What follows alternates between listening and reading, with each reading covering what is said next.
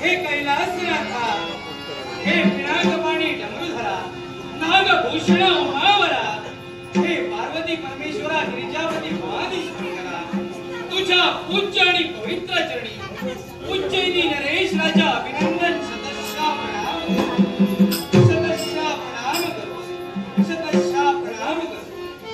अहो भाग्य माझे, ओंकारापासून ध्वनी आणि ध्वनीपासून माया आणि ज्या मायेपासून जे तीन गुण निर्माण झाले, अर्थात ब्रह्मा विष्णू आणि महेश या त्रैदेवतांपाशी या विश्वाचा कारभार सोपविला गेला आणि या विश्वाच्या कारभारात 14 ब्रह्मांडाचे पिता अर्थात ब्रह्मदेवांनी स्वतःच्या मुखावटे ब्राह्मणांना जन्म दिला।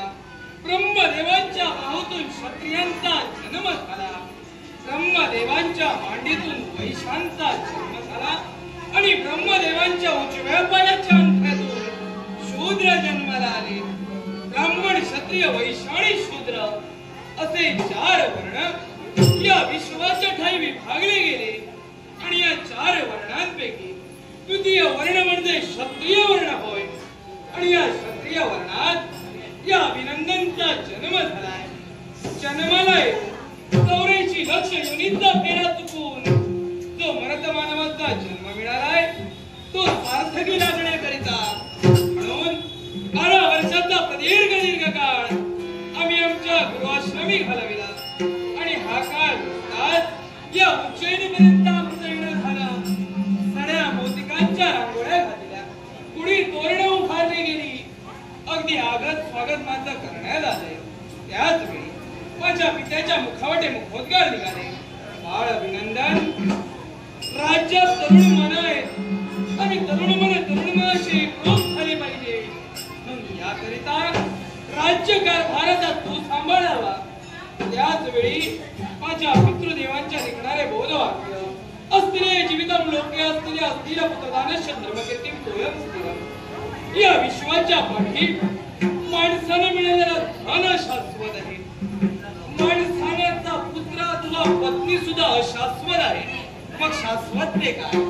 माणसानं आचरणात आणलेला धर्म आणि संपादन केलेली कीर्ती होय।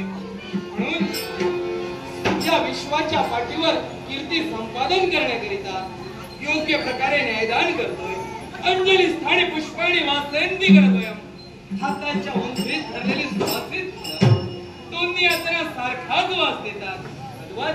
मी माझ्या राज्यात गरीब श्रीमंत उच्च नीच असा भेदभाव केला नाही, समान समभाव या विश्वाच्या ठाई एकरूप राहावा आणि याची सुरुवात अभिनंदनने आपल्या राज्यापासून केली।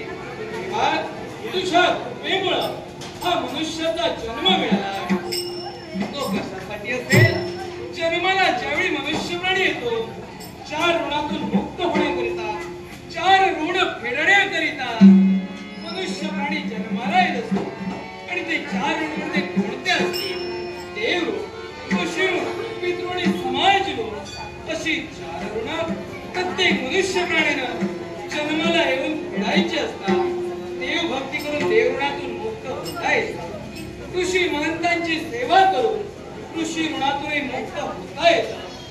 ज्या मातेनं 9 मास 9 घटिका मांसाचा गोळा आपल्या उदरी जतन केला, त्या माता पित्याची सेवा करून पितृ ऋणातूनही मुक्त होता येतं आणि ज्या समाजात आपला जन्म झालाय त्या समाजाचा आपण काहीतरी देणं लागतो। या सद्भावनेनं वागणं अर्थात समाज ऋणातून मुक्तता होय।